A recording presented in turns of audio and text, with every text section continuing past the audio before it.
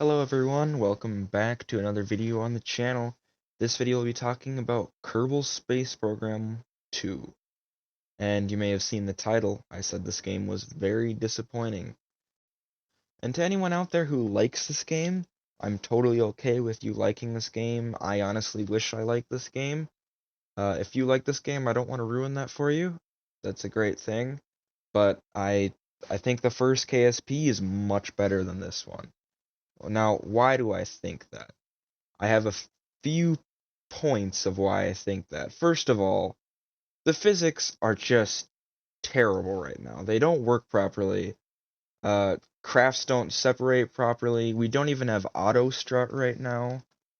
Also, I'm going to talk about expectations for a minute. The expectations I had on this game as soon as they said it was early access, I knew it was going to be bad. They'd been working on it for 4 years, and it was going to be early access. I set my expectations really low, and it went further below those expectations. And what do I mean by that exactly? I set my expectations low because, first of all, it was in development for 4 entire years. And we get an early access game. I knew that stuff wasn't going to be finished and that it wasn't going to be done properly. Don't get me wrong, some parts of the game are great. For example, you have better engine sounds, we have better engine plumes, we have explosions that look half decent now. You can actually adjust the size of the wings that don't really work, but I'll get into that later. The graphics are overall better. There's new parts, landing gears seem to work better. The new KSC is nice, except for when it goes into orbit. And then the Aqua launch area is cool. But there's some things that are so bad that you just can't overlook, like the performance. With the current state the game is in right now, with its performance, there's no way you could go to a planet like Jewel, unless you have like 2 GPUs. It's just not gonna happen. We have some problems with fuel crossfeed as well. Like, I don't know what's happening with the game. And then another thing that I'd like to mention is this game is priced at $50. $10 more than the original Kerbal Space Program. Which the original Kerbal Space Program, with maybe like 11 mods, would have better performance and would look better than this game and play better than this game. So the question is, why pay $50 when you can install 11 free mods? This game in its current state is maybe worth $20. Like I said, just an enormous amount of bugs. Crafts are wiggling because they don't have auto strut, and we just don't have a time for when these are going to be fixed, and all of the features that were promised aren't here. We don't have Interstellar, we don't have multiplayer, and I get it's early access, but if it took 4 years to make this early access, how long is it going to take till they get to multiplayer and Interstellar?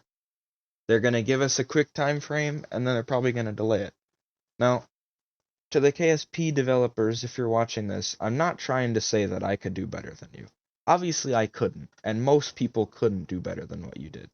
But I don't know what happened, if it was something with Private Division, that they weren't working with the developers well, but this went really, really bad. I mean, everything is so buggy right now. It needs to be fixed, and it needs to be fixed quickly. What I think is going to happen to this game is by the time they fix all the bugs, by the time they get Interstellar and multiplayer, everyone will be back to the first KSP. Or they just won't be playing Kerbal Space Program anymore. This launch went so bad that I think interest in KSP is going to go way down. They should have waited at least another 2 months. They should have just let creators test it, and then they could have fixed the bugs from what the creators saw. Releasing it to the public like this was a bad idea, and some people are going to say the argument for that was funding, that they needed to get it out for more funding. this is Private Division, the same company that owns GTA 5. They have plenty of money.